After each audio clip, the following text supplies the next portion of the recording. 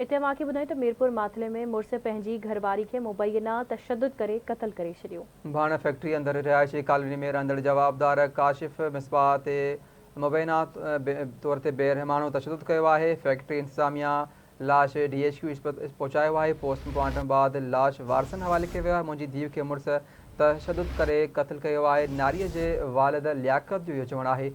Postmortem बाद हक़ीक़त वाज़े थींदी, जंहिं बाद कार्रवाई कई वेंदी, पुलिस जो इहो चवणु आहे। अहम ख़बर आहे, मीरपुर माथिलो खां मुड़िस पंहिंजी घरवारी खे मुबैना तशद्दुद करे क़त्ल करे छॾियो आहे। भाण फैक्ट्री अंदर रिहायशी कॉलोनीअ में रहंदड़ जवाबदार काशिफ मिसबाह ते मुबैना तौर बेरहमानो तशद्दुद कयो।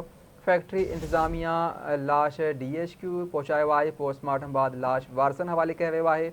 मुंहिंजी धीउ खे मुड़िस तशद्दुद करे क़त्ल कयो आहे। नारीअ जे वालिद लियाकत जो इहो चवणु आहे। पोस्टमार्टम बाद हक़ीक़त वाज़े थींदी, जंहिं बाद कार्रवाई कई वेंदी, पुलिस जो इहो चवणु आहे। तफ़सील मालूम कंदासीं। असां सां लाइन ते मौजूदु आहे आवाज़ न्यूज़ रिपोर्टर लतीफ़ वसीर। जी लतीफ़, छा तफ़सील आहिनि, आगाह कजो। जी बिल्कुल, निजी भाण फैक्ट्री अंदर कम कंदड़ जो मुलाजिम है काशिफ उन मुबैना तौर ते पंहिंजी घरवारी जेका है उन खे तशद्दुद करे क़त्ल करे छॾियो आहे।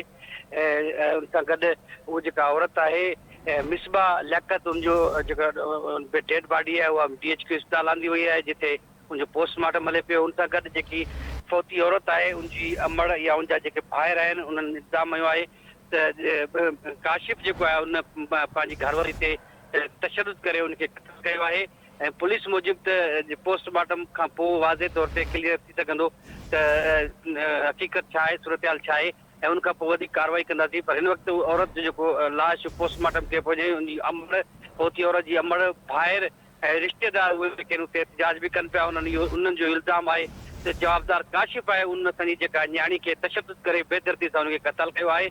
वधीक उन्हनि इहो बि इल्ज़ाम हयो जेको काशिफ आहे उनखे असां पकड़े मीरपुर माथिलो पुलिस हवाले कयो, जंहिं ते पुलिस जेको आहे उनखे छॾे ॾिनो आहे ऐं उनजी जॻह ते मुतबादल ॿिए माण्हू खे विहायो आहे। जेको मेन जेको औरत तशद्दुद कंदड़ आहे काशिफ, उनखे जेको आहे पुलिस छॾे ॾिनो आहे। जी ठीकु आहे लतीफ़, वॾी महिरबानी अपडेट करण लाइ।